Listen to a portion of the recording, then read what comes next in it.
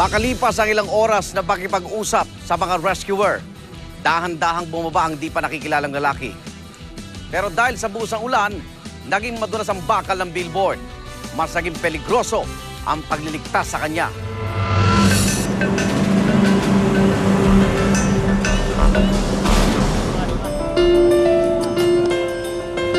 Ako po ang nakapansin doon, patawid-tawid po siya doon sa isang frame. Posible po siyang nadulas. Kasi nung umakit kami, madulas na po yung bakal. Pabandang alas 3:30, maambon-ambon. Pababa na siya, nadulas. Sumama sa mga bakal. Pagkatama sa bakal, yun, sumampay sa lupay-pay. Malaglag.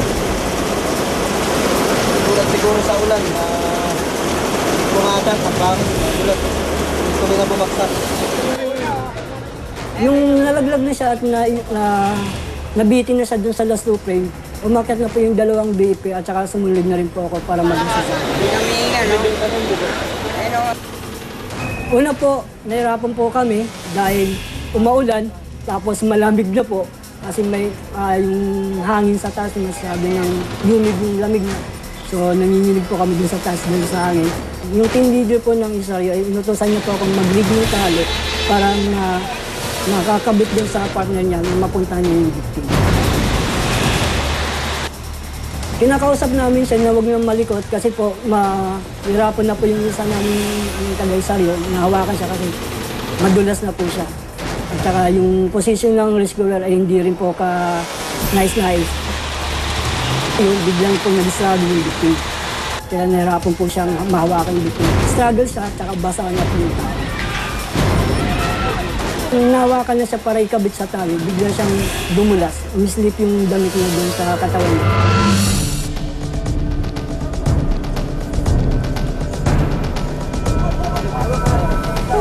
Nahulog na ma'am siya dun sa billboard, ang unang ginawa namin is to check the pulse. Since na-assess ma'am namin na may signs of life pa siya, nag-rapid assessment po kami.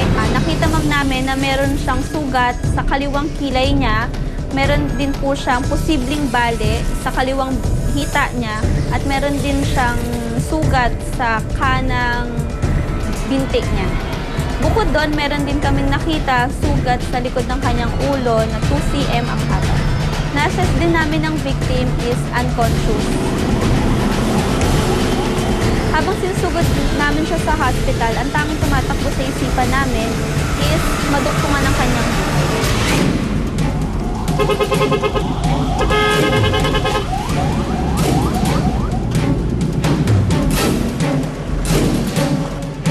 Siya po ay dumating ng I think past 4 in the morning. Yung pagkagising niya ay very depressed, ika nga. So hindi na siya nakakausap at pagdating niya actually ay na-intubate na siya. Tinatawag namin na-intubate. Siya po ay severe head injury. At 6:30 in the morning, siya po ay binawian na ng buhay. Bali, iniimbestigahan po natin kung yung nangyari na naglag sa billboard, kung talagang siya ay alleged suicide o talagang nalaglag siya. Bali, yung identity niya di pa natin alam.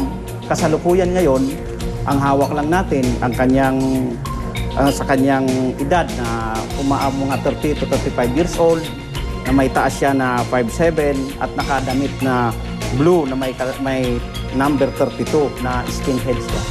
Nananawagan ako sa mga mamamayan na kung may kamag-anak kayo na ganun po yung description, makipag-ugnayan lang po kaagad sa homicide section ng Criminal Investigation Detection Unit, Quezon City Police District.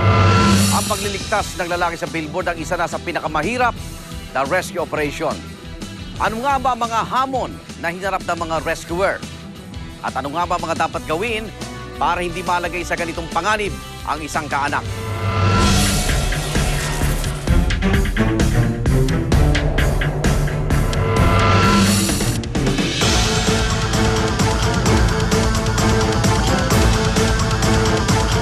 Nakakita kayo ng ganitong sitwasyon, humingi kayo agad ng tulong sa mga eksperto na pwedeng kumuha sa kanya.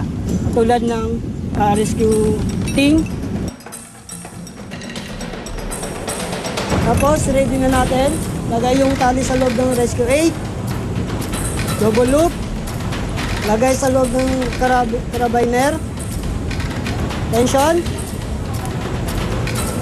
Pag tension, short, belay on. Tapos torch to your right.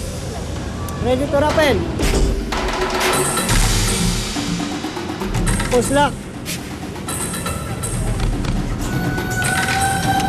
Tapos kukunin natin yung victim gamit yung sling natin.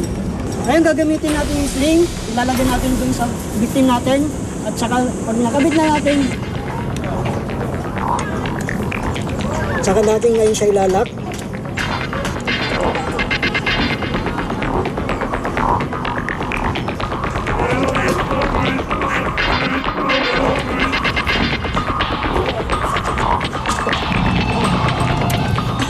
Pagkababa na po, bigay na natin po siya doon sa ating medical team. Siya na po ang magta-transport at magbibigay ng first aid po sa victim. Para sa akin, siya ay isang taong nangangailangan ng matinding tulong, immediate help, as in ASAP. Kailangan i-rescue siya sa madaling panahon kasi pwede kasing anything can happen. In a spur of a minute or a second, unang-una mong gawin ay kailangan i-clear yung area sa paligid. Dapat walang masyadong disturbance dun sa mga ibang tao. Pakiano na lang po kayo mga sumisigaw, please. Pakiusap lang po. Kasi any problems doon sa paligid can cause yung mas lalong gugulo ang kanyang isip. Kailangan steady ka Kailangan makuha mo yung attention ng taong to. Kailangan you never stop talking to that person until yung ibang members ng team ay gumagawa ng paraan kung paano siya kukunin. Natumbok namin yung mismong site ng accident na andun na nga yung fire team, pinapatay yung apoy dun sa na-aksidente ng LPG delivery truck.